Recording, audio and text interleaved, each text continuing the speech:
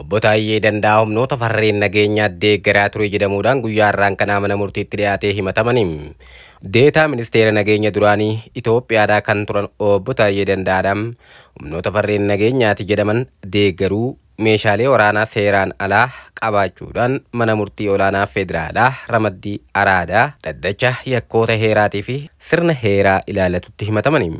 Faanaa Biroodkaastiin akka gabaasetti ministeera haqaatti abbaa alangaan daayirektarii yakkoota daangaa qaxxaamuranii himata 3 Obbo Taayyee Danda'aa irratti akka dhiyeesse gabaasa.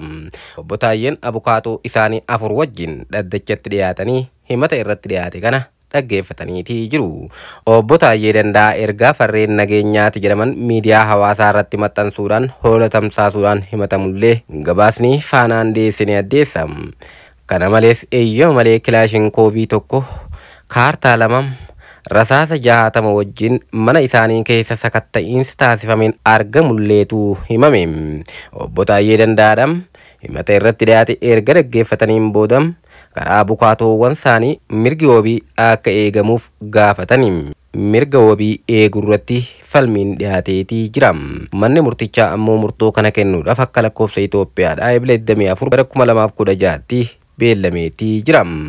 Obbo Taayyee Danda'aa fuula feesbuukii isaanii irratti bulchiinsa paartii biyya bulchaatiin jiru qeeqaa kan turan yommuu ta'u, muummichi ministeeraa Abiyyi Ahmad waan dubbataniif nama jechaan malee gochaan hin jiraannedha jechuudhaan dubbatanii. Obbo Taayyee Danda'aa hidhattoota ABO yeroo dheeraadhaaf mormaa fi qabsoo hidhannoo akka dhaaban dubbachaatii turani. Marii Tanzaaniyaan magaalaa Daar es Salaamitti gaggeeffame irratti araarri akka hin milkoofne kan godhe mootummaa anumti keessa jirudha jechuudhaan dubbatanii yaada yeroo kennatan Obbo Taayyee Danda'aadhaan silaa wayita mariin gaggeeffamaa jiru kanatti waraanni hammaachuu hin qabu ture jechuudhaanis mootummaa qeeqaa akka turan beekamaadha. Dabalataanis ajjeechaan namoota nagaa irratti naannoo Oromiyaa keessatti yeroo adda addaa raawwatuuf humnoota nageenya mootummaatti quba qabaa turuun isaanii ni yaadatama. Ibsi waloo humna nageenyaatii fi tasgabbii biyyoolessaa ammoo osoo aangoo mootummaa guddaarra jiranii mootummaa qeeqanis hordoffii taasifameen ofumaa finxaalessitoota waliin jechaatii turan jechuudhaan ibse.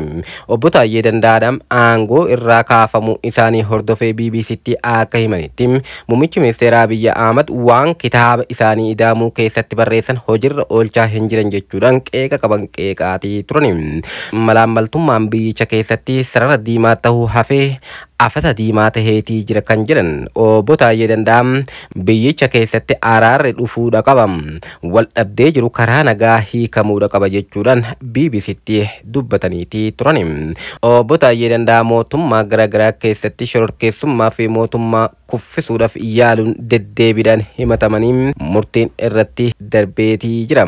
Isaan garuu himannaa kanneen ni mormu.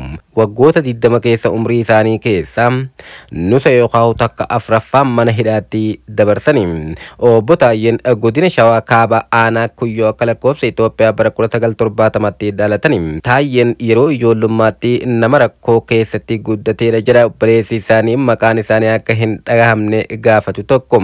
Nama gargaaruu gubbatti nama duubatti hin deebine ta'uusaa beekna jechuudhaan obboleessi kun kan dubbatan. Keessumaa waan rakkoo namoota irra gahuuf maaliif jedhee maatii keessatti illee falmaatii ture. Obboleessi isaanii kun Obbo Taayyee yoo ibsan nama dhugaadhaaf bakka guddaa qabu jechuudhaan waan barbaadan galmaan gahuudhaaf nama dhamaan akka ta'anillee himam. Obbo Taayyeen waa'ee isaanii kana BBCtti yeroo himan warri kiyya beeki baay'ee rakkinaan na barsiisanii jedham. Obboleessi isaanis kana mirkaneessaniitii jiru.